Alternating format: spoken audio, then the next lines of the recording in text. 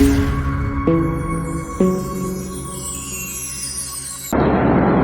اللہ الرحمن الرحیم۔ الحمد للہ رب العالمین،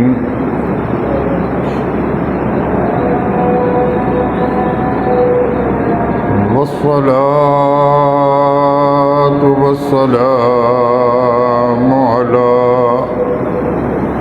سید الانبیاء والمرسلین،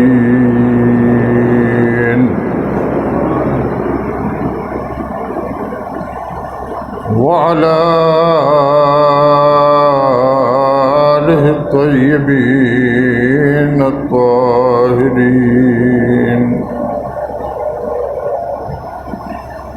وعلى صحابہ المکرمین المعظمین،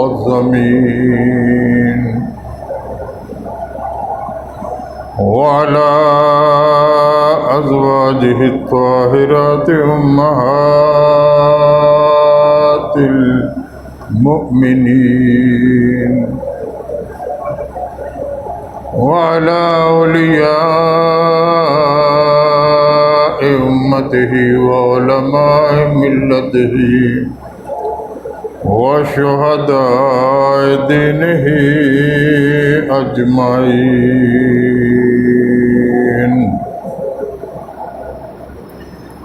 اما بعد فاعوذ باللہ السمیع العلیم من الشیطان الرجیم، بسم اللہ الرحمن الرحیم۔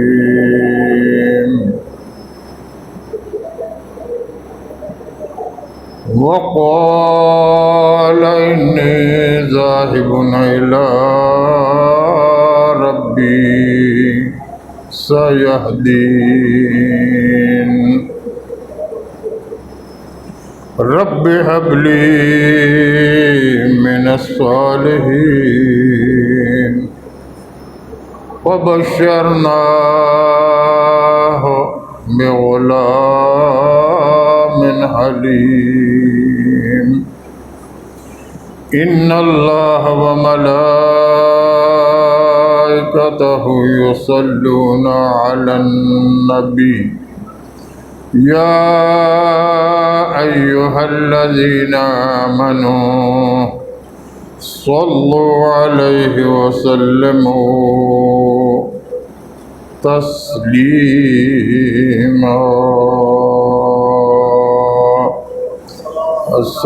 الصلاة والسلام علیک یا سیدی یا رسول اللہ، الصلاة والسلام علیک یا سیدی یا حبیب اللہ، الصلاة والسلام علیک یا سیدی یا سیدی یا رحمت للعالمین، یا الہی رحم فرما مصطفیٰ کے واسطے، یا الہ العالمین یا ارحم الراحمین، یا رب العالمین، یا الہی رحم فرما مصطفیٰ کے واسطے، یا رسول اللہ کرم کیجیو خدا کے واسطے، مشکلیں حل کر شہ مشکل کشا کے واسطے کربلائے رد شہید کربلا کے واسطے کربلائے رد شہید کربلا کے واسطے آمین۔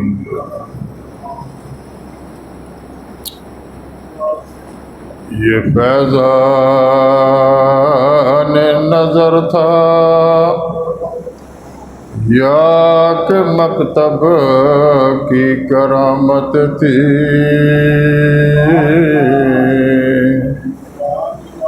یہ فیضان نظر تھا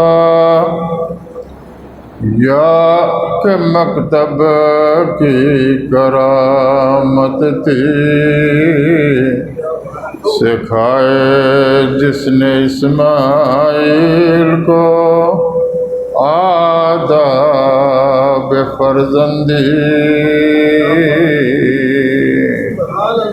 سکھائے جس نے اسماعیل کو آداب فرزندی،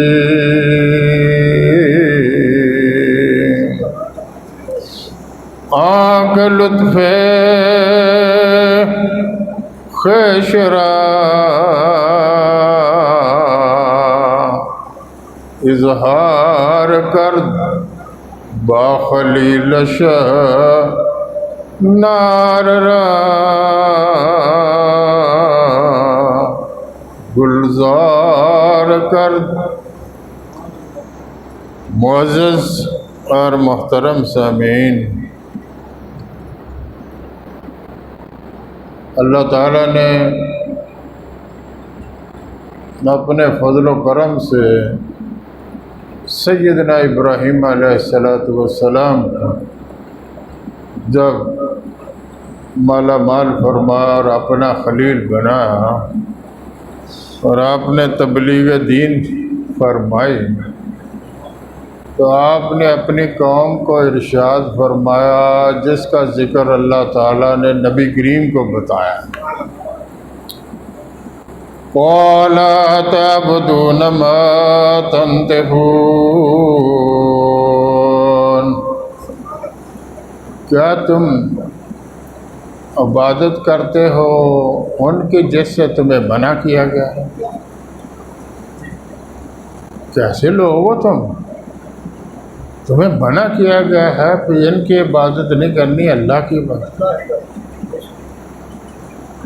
قَالَ أَتَعْبُدُونَ، کیا عبادت کرتے ہو تم ماں ان کی تنتحون جس سے تمہیں روکا گیا ہے؟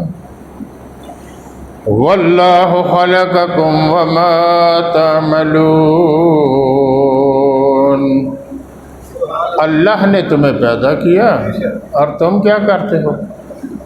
پیدا تمہیں اللہ نے کیا، عبادت تم بتوں کی کر رہے ہو، کیسے تم بندے ہو؟ یہ حضرت ابراہیم علیہ السلام نے فرمایا۔ آپ آگے سنیں وہ کیا کہتے ہیں، قَالُوا ابْنُوا لَهُ بُنْيَانًا،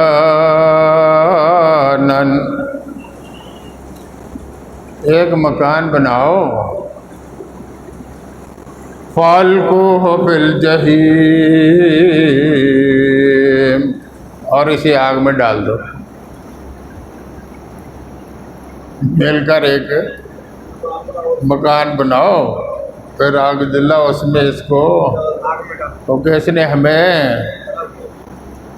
روکا کیوں؟ یہ ہے تبلیغ کا صلہ،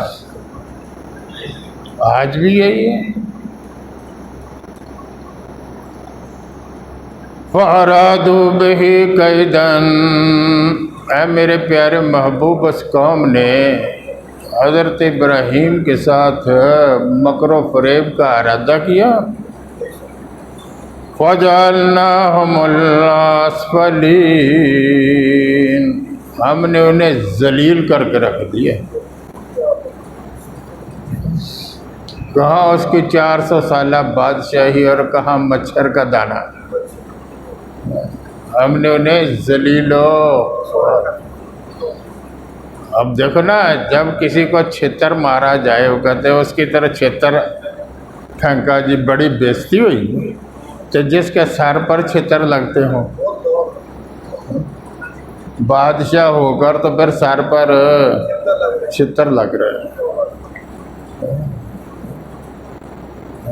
200 سال تک چھتر ہی لگتے رہے کہ تو نے نبی کی گستاخی کی. اب چھتر تو لگتے ہیں، چھتر تو ابھارتے ہیں، منہ پر بھی لگتے ہیں، سر پر بھی لگتے ہیں، اور پھینک ہی دینا بڑی ذلت ہے. فَأَرَادُوا بِهِ كَيْدًا، ان لوگوں نے ارادہ کیا مکر و فریب کا. فَجَعَلْنَاهُمُ الْأَسْفَلِينَ، ہم نے انہیں ذلیل اور خوار کر. آگ لطف خوشرا اظہار کر وہ اللہ جس نے اپنی مہربانی کا اظہار کیا، اتنی بڑی آگ کو ایک لمحے میں باغ بنا کر رکھ دیا.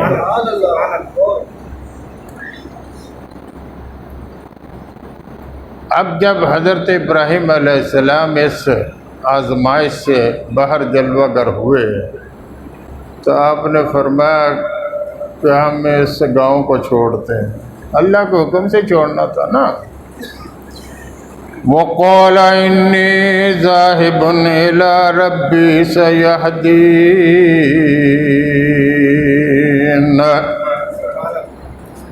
آپ نے فرمایا میں اپنے رب کی بارگاہ میں حاضر ہوتا ہوں. حالانکہ حاضر ہے لیکن سمجھانے کے لیے پوچھتا ہوں اب کیا کرنا ہے مولا، اب آگے کیا حکم ہے؟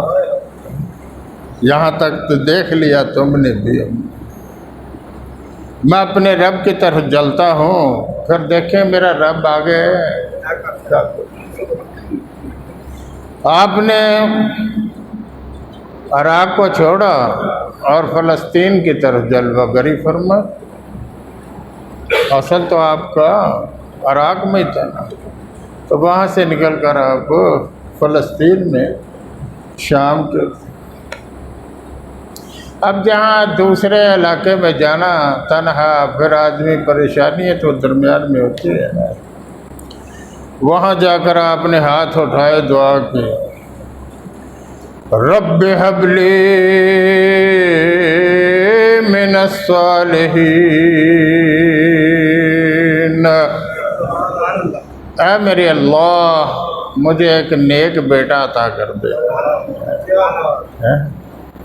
انس پیدا ہے بیٹے کے ساتھ. جب بیٹا ہوتا ہے تو خود ہی بتاتے ہیں، بیٹی ہو کبھی کسی نے بتایا؟ کسی نے بتایا کہ میرے گھر بیٹی ہو؟ بیٹا ہو تو خواہ مخواہ ہی بتاتے ہیں، کیونکہ وہ انس نسل آگے عزت.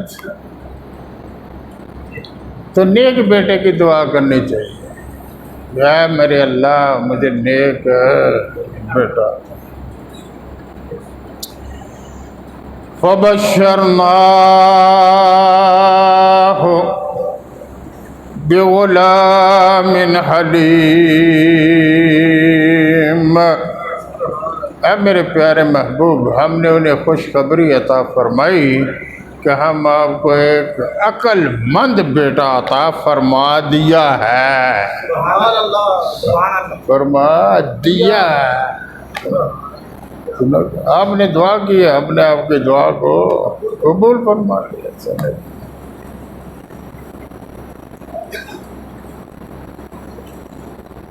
فَلَمَّا بَلَغَ مَعَهُ السَّعْيَ، جب وہ عقل مند بیٹا اس عمر کو پہنچا کہ وہ اپنے والد محترم کے ساتھ کوئی کام کر سکتا ہے تو بیٹے نہیں کام کرنے ہوتے ہیں نا. بیٹا یہ لے آؤ، یہ لے آؤ، سودا لے آؤ، فلان کر لو، یہ کر. دوسروں کو تو بھیجنا بڑا مشکل ہوتا ہے، تو بیٹے کے تو اوپر اللہ کی رحمت ہے.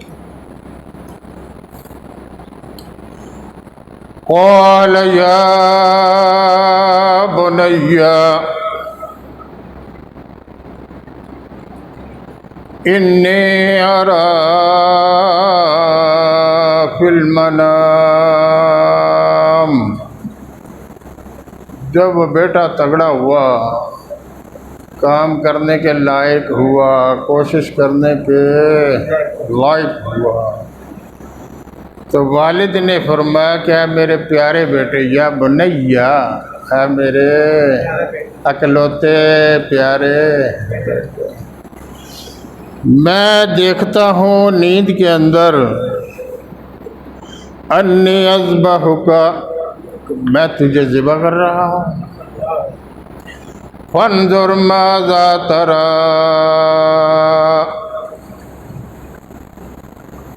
تم غور کرو، تم کیا دیکھتے ہو. فانظر، غور و فکر کرو کہ تم میری خواب کو کیسا دیکھ رہے ہو. قال یا ابت افعل، 8-10 سال کے شہزادے نے آگے عرض کیا، اے میرے پیارے ابا جان. جیسے انہوں نے کہا یا بنیا، میرے پیارے بیٹے، انہوں نے بھی پیار سے کہا یا ابت افعل، اے میرے پیارے ابا جان، کر دو نا. افعل، کر دو، ما تؤمر، جس کا تمہیں اللہ نے حکم عطا فرمایا. مجھے پتہ ہے کہ اللہ کا حکم یہ کر دو. اللہ نے حکم دیا تو آپ آگ میں جلے، اللہ نے حکم دیا تو وطن کو چھوڑ کر دوسرے وطن میں آ گئے.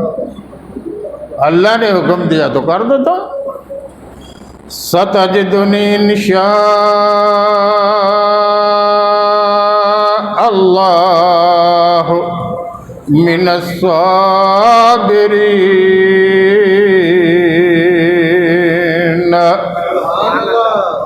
بے شک آپ مجھے پاؤ گے ان لوگوں میں سے جو صابر ہیں. ذرا بھی حرکت ہے. علامہ صاحب نے اسی کا ترجمہ کیا تھا. یہ فیضان نظر تھا کہ یہ آنکھوں کا نظر کا فیض تھا یا مکتب کی باتیں تھی. تو مکتب تو ہم دیکھ ہی رہے ہیں، مکتب تو ہم دیکھ ہی رہے ہیں. یونیورسٹی سے لے کر پرائمری اسکول تک سارے مکتب کو ہم جانتے ہیں.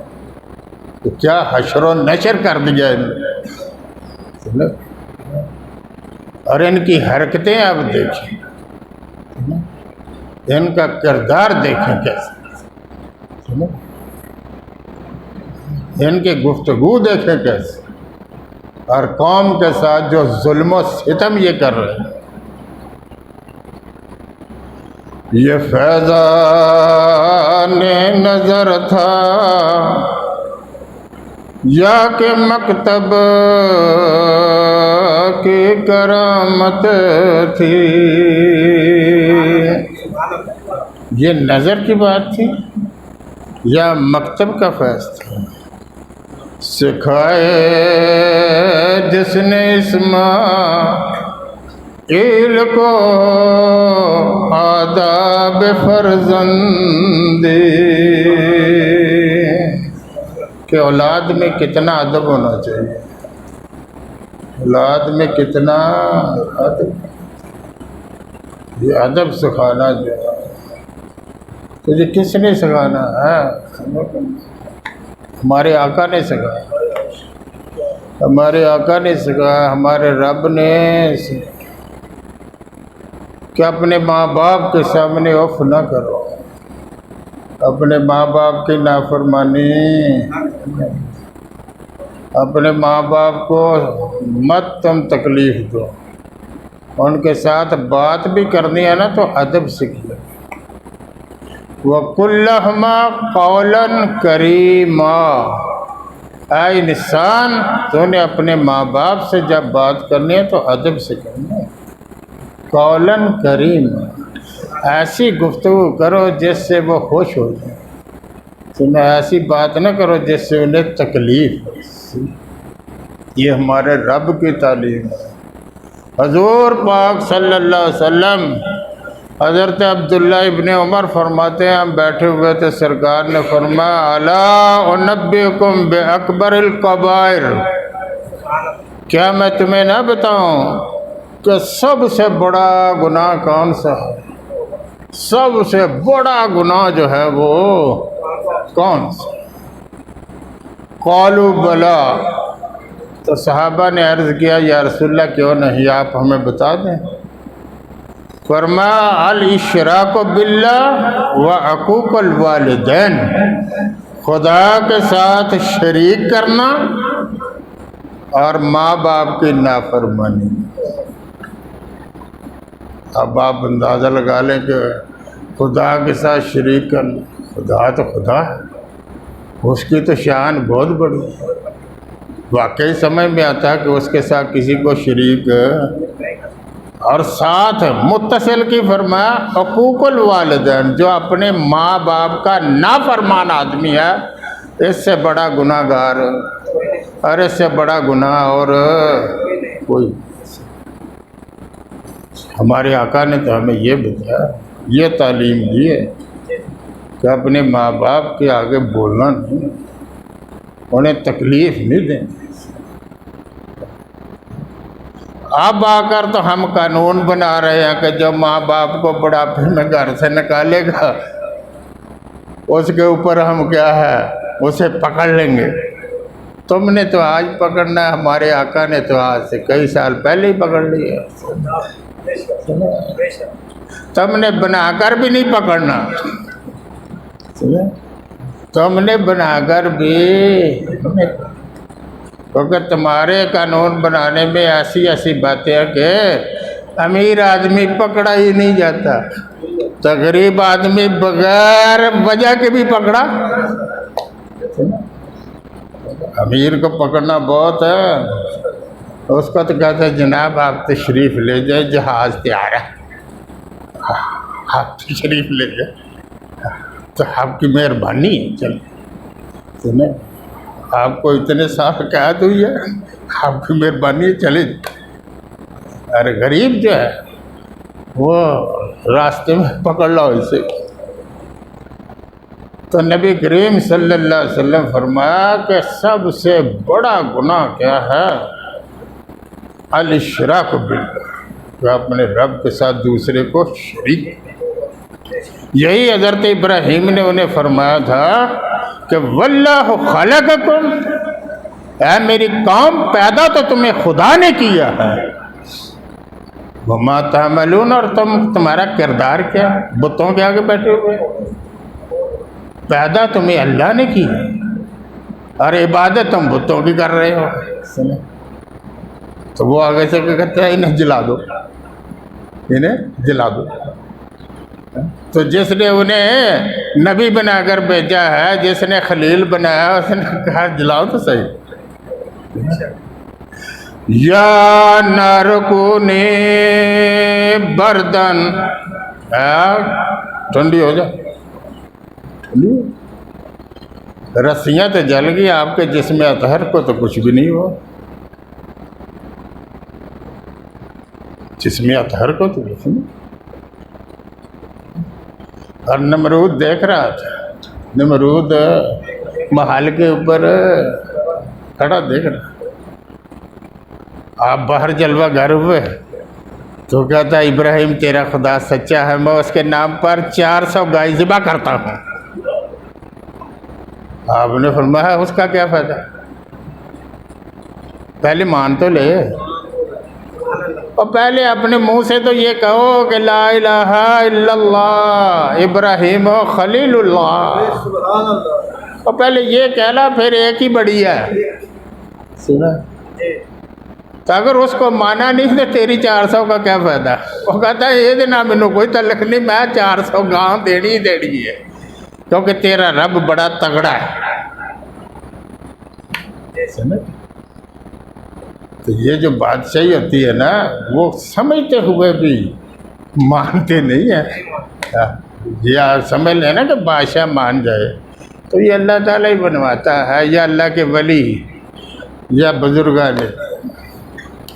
نہ کتابوں سے نہ کالج کے در سے پیدا دین ہوتا ہے، بزرگوں کی نظر سے پیدا۔ سبحان اللہ۔ اللہ تعالیٰ آسان و ہدایت عطا